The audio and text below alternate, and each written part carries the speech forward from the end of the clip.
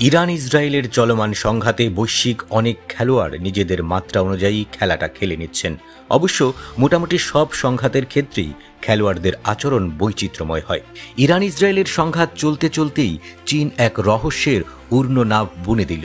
দেশটির 3টি আকাশযান উত্তর চীনের উপর দিয়ে পশ্চিম দিকে উড়ে যায়। এরপর এগুলো কাজাখস্তান হয়ে উজবেকিস্তান এবং তুর্কমেনিস্তান অতিক্রম করে ইরানের সীমানার কাছাকাছি পৌঁছার সঙ্গে সঙ্গে রাডার থেকে বিচ্ছিন্ন হয়ে যায়।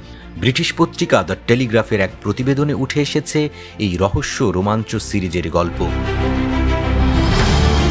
গত শুক্রবার ইরানে ইসরায়েলের হামলার ঠিক একদিন পর প্রথম একটি কার্গো উড়োজাহাজ চীন থেকে উড্ডয়ন করে।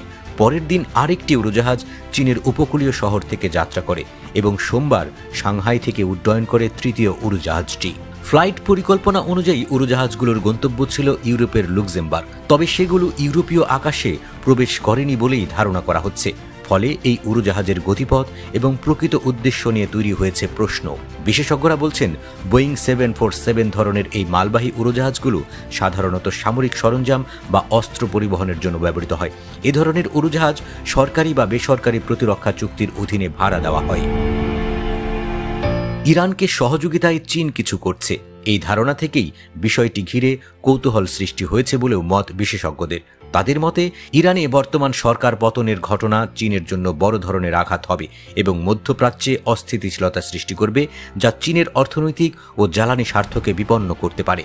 তবে চীন সরাসরি প্রতিরক্ষা উপকরণ পাঠিয়েছে কিনা তা নিয়ে সন্দেহ থাকলেও বিষয়টি একেবারে উড়িয়ে দিচ্ছে না বিশ্লেষকরা।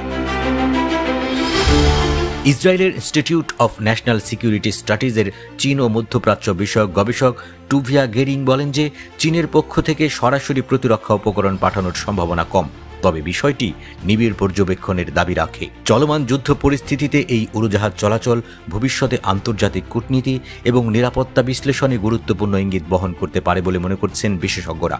তাদের ভাষ্য, ইরান ইসরায়েল সংঘাতের এই মুহূর্তে বেইজিং সম্ভবত সতর্কতার সাথেই এগোবে। টেলিগ্রাফ বলছে, কার্গো উড়োজাহাজগুলোতে ঠিক কি বহন করা হয়েছে তা জানা সম্ভব হয়নি। যদিও প্রকাশিত ফ্লাইট তথ্যানুসারে পরবর্তী ফ্লাইটগুলোতে কিছু উড়োজাহাজ তুর্কমেনিস্তান ইরান সীমান্তের একই এলাকা থেকে উড়ে গিয়ে লুক্সেমবার্গের দিকে রওনা হয়। লুক্সেমবার্গ ভিত্তিক উড়োজাহাজ পরিচালনাকারী কোম্পানি কার্গোলাক্স জানিয়েছে, তাদের উড়োজাহাজগুলো ইরানের আকাশসীমা ব্যবহার করে না। তবে তারা কি বহন করেছিল সে সম্পর্কে প্রশ্নের উত্তর দেয়নি সংস্থাটি।